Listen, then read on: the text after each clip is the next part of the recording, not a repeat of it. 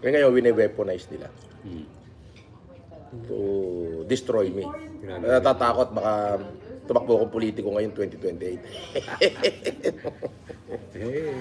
Sirbol na yun. Malamang. Kaya so gagawin ko na yung FLN for Senator Movement. Parang gano'n, naka-live tayo, huwag kang ano, Kuya Dani. Huwag kang magsasalita ng foul yan. Makakasuhan tayo. Nga pala,